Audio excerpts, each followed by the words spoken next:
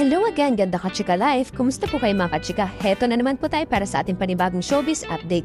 For today's video, pag-usapan po natin itong trending sa lahat po ng social media, lalo na po dito sa X na dating Twitter. Patungkol ito kay Miss Catherine Bernardo at Mr. Alden Richard, pag-usapan din po natin itong tungkol kay Mr. Daniel Padilla na nauugnay na naman po kay Miss Catherine Bernardo.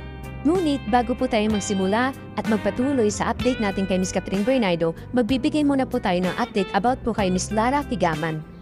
Inamin nga po ng former beauty queen, an actress na si Miss Lara Kigaman, 42 years old na hindi nga po madali ang pagiging preschool teacher.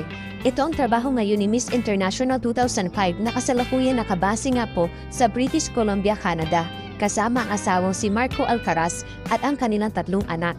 Nagkwento nga po ang former beauty queen kung ano ang buhay na katulad niya early childhood educator sa ibang bansa.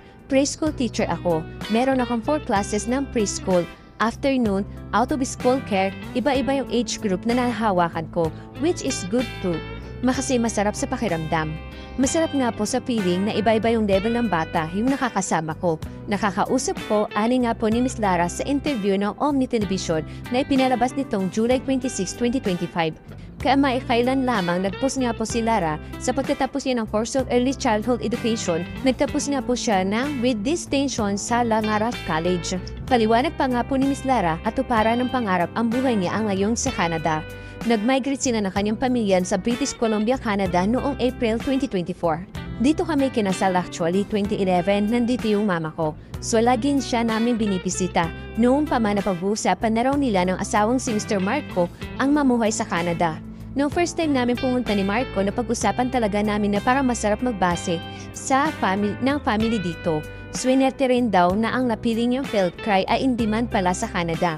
Kwento pa nga ni Miss Lara, hindi ko alam na in demand yung mga teachers. Yung nagdesisyon lang kami ko ano yung kukunin kong course, sabi ko talaga, gusto kong maging preschool teacher. Gusto kong maging ECE. So parang tinuloy ko lang yung pangarap ko. Kwento pa nga po ni Miss Lara, hindi madali ang pagiging isang preschool teacher sa ibang bansa. Sinusubok daw ang haba ng pasensya at pangunawa sa kanyang propesyon. Paliwanag nito, dito ito sa Canada, everyone's included. Gusto nila, diba, very exclusive dito.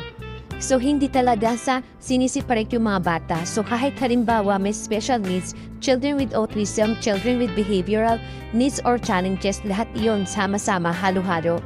So mahirap na minsan kasi may times na syempre iba-iba din naman yung moods ng mga bata, diba? So nagsasabay-sabay. More than the physically na pagod, minsan parang gusto ko silang tulungan. Di mo alam kung paano mo sila tutulungan kasi may mga bata na non-verbal, hindi nila ma-explain kung ano yung nararamdaman nila. Malaki nga pong pasasalamat ni Miss Lara sa asawang si Marco dahil sa pagiging supportive nito. Sinabi niya na napapanandili niya ang kanyang sanity mula sa kanyang mga responsibilidad sa bahay at trabaho dahil sa butihing mister. May payo nga po si Miss Lara sa mga nagdanais na mag-migrate. Sa lahat ng desisyon, kailangan talaga pinagpipray, kailangan ready ka, sabi nito.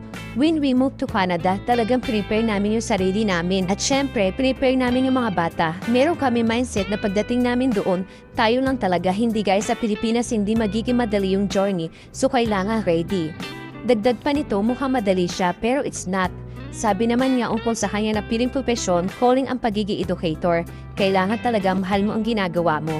Dumako na po tayo sa update natin kay Mr. Alden Richard at Miss Catherine Bernardo.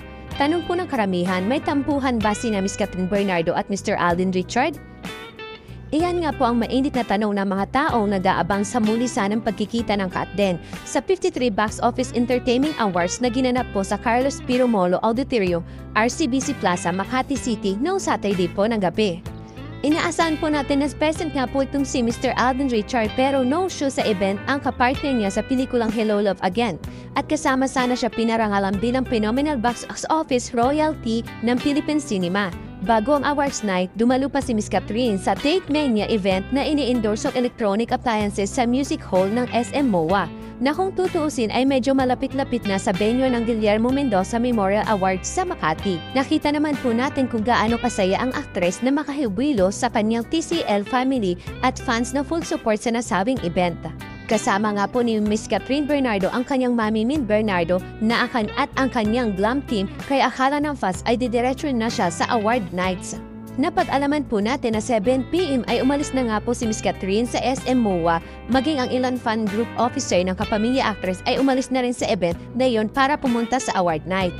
Marami nga pong fans na akala po pupunta itong si Miss Catherine Bernardo sa Box Office Entertainment Awards, pero now, nagkamali po sila. Hindi nga po pumunta si Miss Catherine sa award night para personal tanggapin ang kanyang trophy. Medyo nasad nga pala ang mga fans na naghihintay sa kanya sa award night, lalo na yung solid Cat din fans. Samantala, mas lalo nga po naghinala ang mga netizen at fans na may hindi pagkakaunawaan ang phenomenal box office king and queen nang hindi banggitin ni Mr. Alden ang pangalan ng kanyang leading sa Hello Love Again.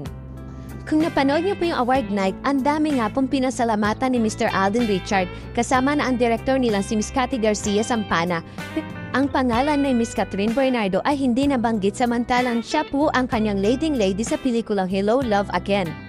And speaking of Mr. Alden Richard, nagkagulo ang mga tao sa auditorium na magkatsikahan sila ng sandali ni Miss Bini Joanna. Aminado kasi si Miss Joanna na avid fan siya ni Miss Catherine Bernardo, pero tunay na mga fans ha, hindi kaya ang Bini member ang proxy ni Miss Catherine sa nasabing awards night? Yan nga po ang biro ng mga netizen na nakakalokang pakinggan. Samantala, ito na nga po. So dumako na po tayo sa update natin kay Miss Catherine Bernardo. Ito na naman po, biktima na naman po si Miss Catherine Bernardo ng fake news. Marami na naman po kasi mga netizen ang naniniwala sa maling balita na nagkabalikan na raw sina Miss Catherine Bernardo at Mr. Daniel Padilla. Kumakalat nga kasi sa social media ang latest photos raw ni na Miss Catherine Bernardo at Daniel Padilla na magkasama at sweet na sweet sa isa't isa. Pero hindi po yun totoo. Akalain mo talagang bagong photo iyon dahil skinhead din ang buhok ni Mr. Daniel sa trending photo. Sa makumakalat nga po din pictures ay makikita si Miss Catherine na nakayakap nga po dito kay Mr. Daniel Padilla. Hindi naman po ganun kalinaw ang picture dahil luma na ito at obvious naman na nahalungkot lang ito kung saan na fake news peddler. Pinalalabas kasi ng mga walang magawang netizen or basher na totoong nagkabalikan na raw ang Katniel at sinama nga nila ang picture para may resibo at paniniwalaan sila ng mga cyber netizens na mahilig din maniwala sa mga fake news. At alam niyo po ba, chika pa nga po ito ng fake news peddler, at least sila raw may resibo, hindi gaya ng mga nagpapakalat na spotted daw itong si Miss Catherine kasama isang batang mayor sa BGC. Ito lang po ang masasabi ko, hindi talaga maawat-awat ang mga fake news. Huwag na po kasing i-follow ang mga social pages ng mga fake news peddler para matigil na sila sa panuloko sa kapwa nila. Kailangan po talaga tayo po ay mausisa at syempre kailangan po mag-fact check muna pa tayo bago tayo maniwala sa isa pong news. Alam niyo po ba, binibigyan na naman din po itong isyong ito dahil nga po nobinado si Mr. Daniel Padilla sa kategoryang Outstanding Asian Star sa 20 Seoul International Drama Awards para sa kanyang pagganap bilang Andres Malvar sa serye Incognito. Ito nga po ang ikalawang pagkakataon na naging nominado siya sa nasabing prestigyosong award-giving body sa Seoul, Korea. Una siyang na-nominate alongside with Barbie Forteza, Julian San Jose at Dennis Terrio na bagit sa kategorya noong 2023. Pero tinalo nga po siya ng kanyang ex-girlfriend na si Miss Catherine Bernardo na siya nakapag-uwi ng karangalan para sa seryeng Too Good to Be True. Last year naman ay nanalo si Miss Kim Chiu para sinlang kung saan niligwak niya sina Mr. Paul Abilino at Miss Nadine Nostre. Say naman po ng mga basher kung magwawagi raw itong si Mr. Daniel ay meron ng panabla o posible daw na alas ang aktor sa dating girlfriend. Si Catherine ay nakakupo rin ng titulong Snow Leopard Rising Star sa Asian World Film Festival na naginanap nga po sa Los Angeles, California nung kasagsagan po kasama niya po si Mr. Alden Richard.